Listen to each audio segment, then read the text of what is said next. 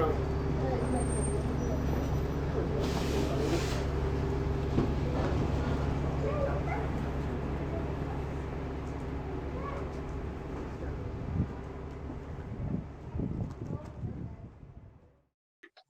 Jenny, I'm the most amazing artist in the world.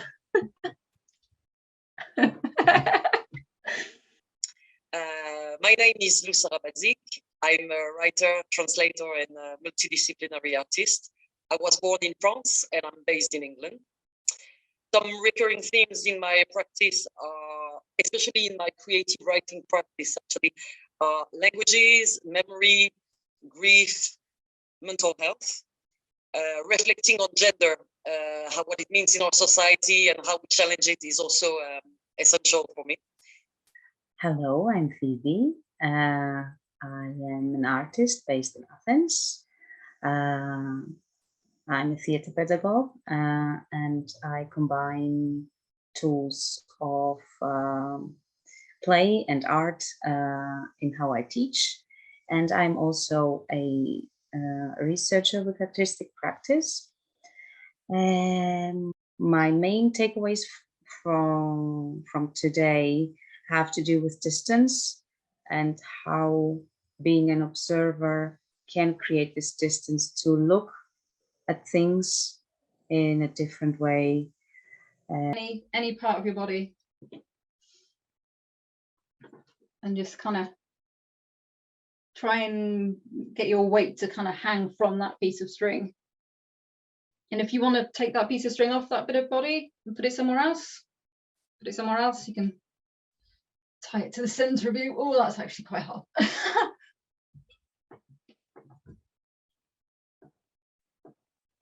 Take it off and tie it somewhere else if you want.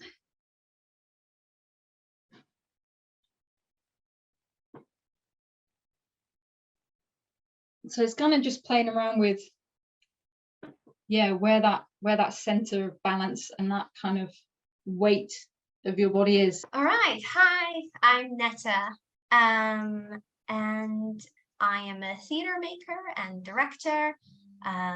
So I make shows, mostly shows that are focused on translated theatre and bringing migrant narratives to the UK, Middle Eastern narratives mostly.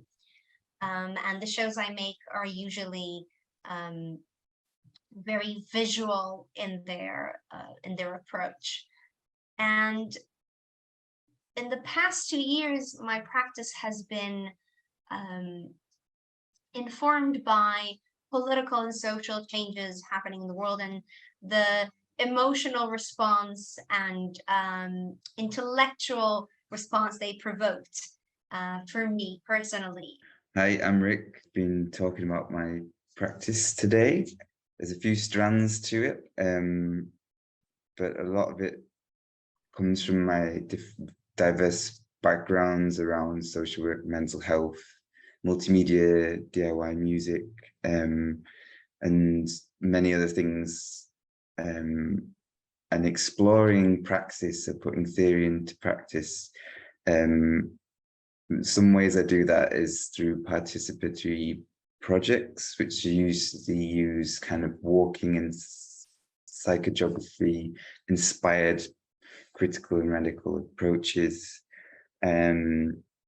exploring spaces in different parts of the world as well, and different viewpoints and subjectivities is really quite amazing, and questioning things and pushing each other, but in a very respectful way, and to a point where we can actually gain courage as being part of a collective rather than individual. Hello, my name is Trisha Enns. And I am currently based in Montreal, Canada. I'm as an artist, researcher, designer. My work really pivots and explores mapping, working with others, and using debris or elements that get overlooked and fragments of public space. I've recently been very interested in audio, and it's a fun way to kind of explore what our positionality is within the space, and how does one's past experiences influence current experiences and future experiences of spaces? Because I would be the first one to not want to do something, and everyone looks at me and I don't know. And so I did a prompt that's about playing like a child. And before I tell you more, I just wanted for us to maybe have a few minutes. And if you can reflect on, if you feel like doing so, obviously, otherwise you can always get yourself a cup of coffee.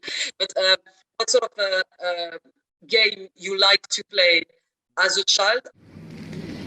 Here, in this whole new place, I can see trees and flowers, and I can hear the birds. I can smell wood and water into earth. And I can also see the river that I used to walk to as a child, not necessarily on my own. And yes, I see it from a completely different town today, a town I really didn't know as a child, even though it was so close. I could have gone here. So first of all, it was very calming and relaxing. So thank you for that, Jenny.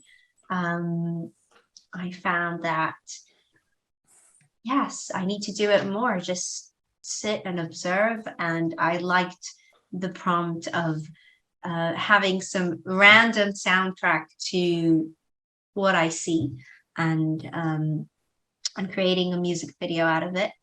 And the coincidence and the juxtaposition is really interesting, and how that is something that is sort of doesn't end. Like, it could continue, and we could use all sorts of methods for it, but we make the connections ourselves, and other people, if they view our work, will make the connections themselves. Something that is sort of keeps rolling. I think it was great to learn a bit more about our individual practices. So today, learning about Lou's practice is really good. Definitely could spend even more time doing that, but I think it's really good for us as a collective.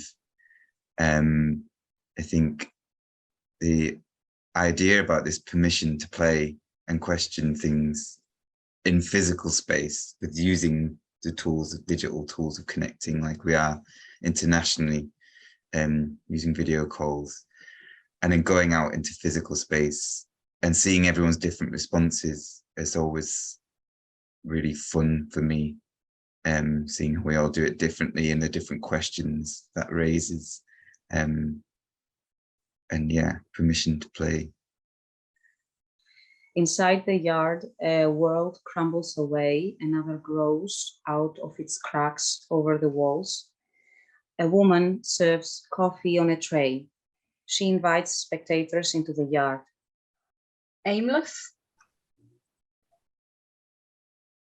Detour. Playground.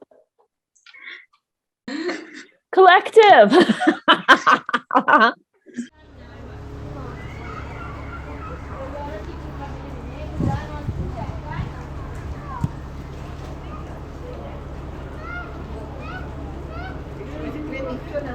First to the back, isn't it? Yeah.